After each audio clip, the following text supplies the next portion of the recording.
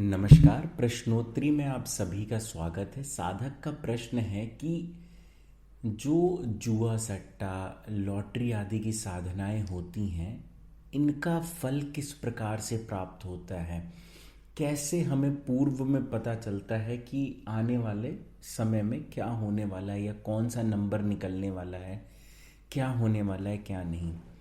देखिए, इस चीज़ को समझने के लिए मैं आपको एक एग्ज़ाम्पल देना चाहूँगा, शायद इससे आप ज़्यादा बेहतर समझ सकें। जैसे मान लीजिए, जो न्यूज़पेपर आपके पास कल सुबह आने वाला है, वह न्यूज़पेपर रात में ही प्रिंट हो चुका है ना। तो ऐसा है कि कई सारे लोगों के लिए वो भविष्य है वो न्यूज़पेपर, लेकिन कई सारे लोगों के लिए वो वर्तमान है। उनको उसी समय पता है कि क्या प्रिंट हो रहा है।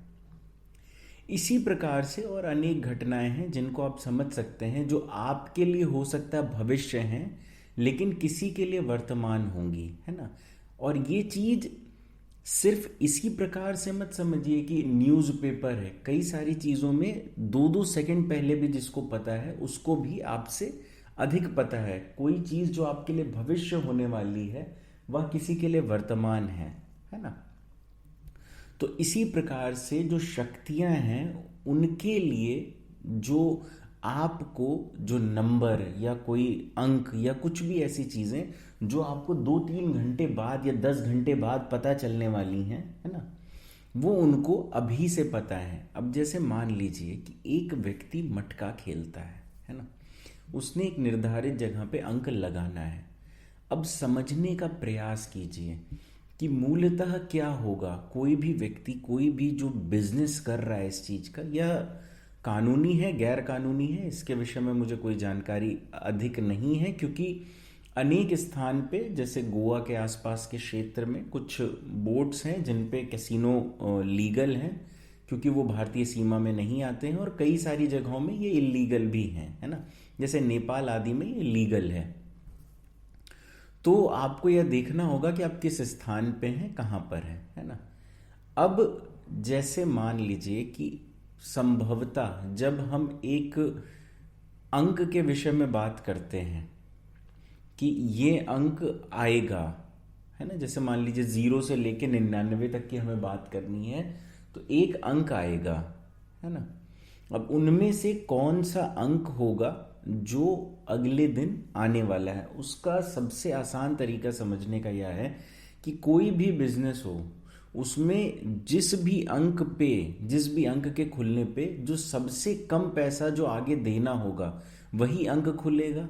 ये तो मतलब एक सामान्य बिजनेस समझने का तरीका है। तो जो भी शक्ति है वो आपको उस अंक की जानकारी पूर्व में ही दे रही है, क्योंकि वह हर जगह उपस्थित है। शक्ति तो अतृप्त भी हो सकती है, तृप्त भी हो सकती है, निर्भर करता है कि किस प्रकार की शक्ति की आपने साधना की हुई है। तो यदि आप इस प्रकार से समझेंगे, तभी समझ सकेंगे कि कैसे कोई आपको रिजल्ट आने से पूर्व रिजल्ट सूचित कर सकता है ना। तो ये चीजें, अब कई बार क्या होता है कि तुरंत तुरंत का रिजल्ट होता है, कि जैसे मान लीजिए आप कैसीनो में गए ताश खेलने, आपको अपने पत्ते पता होंगे लेकिन औरों के तो नहीं पता होंगे, है ना। तो उसी स्थान पे आपको शक्तियां इस प्रकार से मदद करती हैं कि कब आपको ज़्यादा खेलना है, कब आपको कम खेलना है, किस में आपको अपनी मेहनत नहीं करनी है। तो इस प्रकार से ज़रूरी नहीं है कि हर बार आप जीत ही रहे हों तभी आप लाभ प्राप्त कर रहे हो। आपने 10 गेम खेले, है ना, हो सकता है उनमें से अगर आप स्वयं से खेलते बिना किसी शक्ति के संपर्क स्थापित किए हुए, तो आप 8 में हारते, 2 में जीतते, है ना। और उन 8 में हारने के बाद 2 में जीतने का पैसा हो सकता है हारा हुआ पैसा ज्यादा होता, लेकिन जब आप किसी शक्ति के संपर्क में हैं तो आप उन 8 गेम को पूरा ही नहीं करते, आप खाली वही 2 जो जीतने वाले गेम हैं आप उनको पूर्ण करते, और जो भी अर्जित धनराशि है आप लेकर बाहर आ जाते, है ना।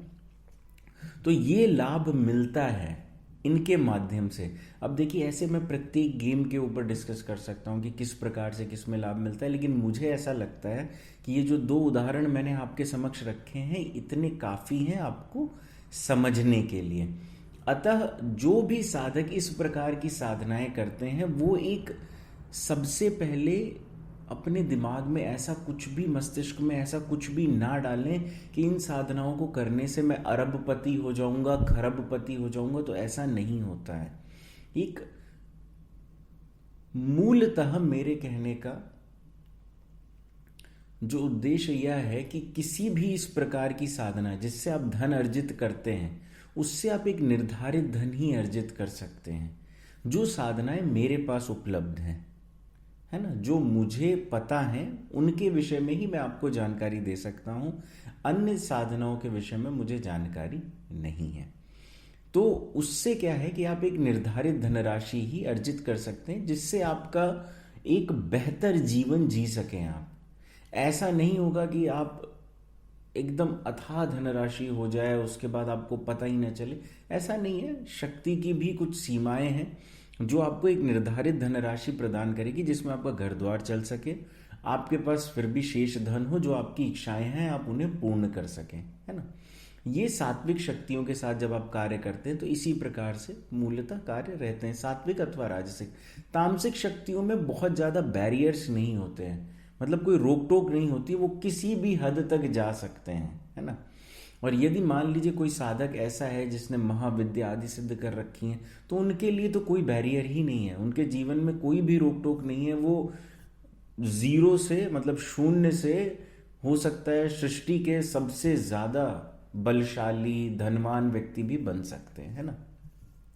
तो अलग अलग शक्तियों का अलग अलग आपको लाभ प्राप्त हो सकता है। जो सामान्यतः जो छोटी साधनाएं हैं जुआ सट्टा से संबंधित, उनसे एक निर्धारित धनराशि ही प्राप्त होती है, यह मेरा मानना है। और जो अभी तक मैंने साधनाएं साधकों को करवाई हैं या साधकों ने की हैं, उससे उन्हें जो लाभ मिला है उनका भी यही मानना है।